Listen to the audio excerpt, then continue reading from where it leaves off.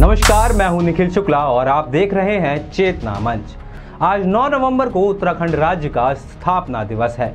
उत्तर प्रदेश से उत्तराखंड का विभाजन 9 नवंबर 2000 को हुआ था, लेकिन अलग राज्य बनाने के पीछे संघर्ष की एक बड़ी कहानी है।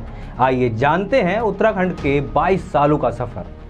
दरअसल सामाजिक, प्रशासनिक और आर्थिक दृष्टि से उस समय संयुक्त प्रदेश की राजधानी लखनऊ पर्वतीय क्षेत्र से काफी दूर हुआ करती थी। उस समय पहाड़ के लोगों का कहना था कि उनके क्षेत्र से देश की राजधानी पास है, लेकिन प्रदेश की राजधानी पहुंचने के लिए उनको बहुत लंबी दूरी तय करनी पड़ती थी।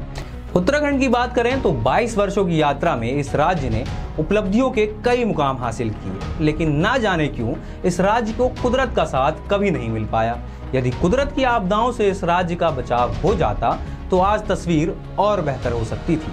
जब जब उत्तराखंड ने विकास की रफ्तार पकड़ी, आपदाओं ने कभी उसे पूरी तरह से थाम दिया तो कभी धीमा कर दिया।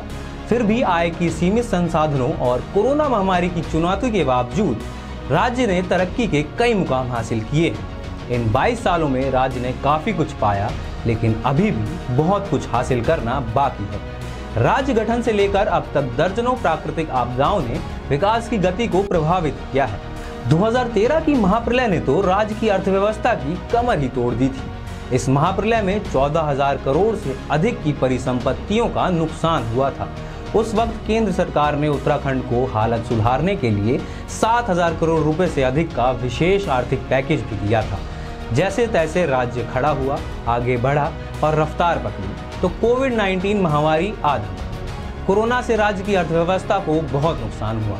आपको बता दें कि कोरोना महामारी की वजह से राज्य की जीडीपी शून्य से नीचे चली गई थी, क्योंकि ये राज्य पर्यटन कारोबार पर निर्भर करता है। लेकिन कोरोना महामारी ने लोगों के आवागमन पर बिल्कुल रोकथाम लगा दी थी, जिसका नतीजा ये निकला कि उत्तराखंड में सभी पर्यटन स्थल बंद हो गए। लेकिन इस महामारी से उत्तराखंड अब उबर चुका है। युवा मुख्यमंत्री धामी 2025 तक राज्य को देश के बड़े आर्थिक राज्यों के साथ खड़े होने के सपने दिखा रहे हैं।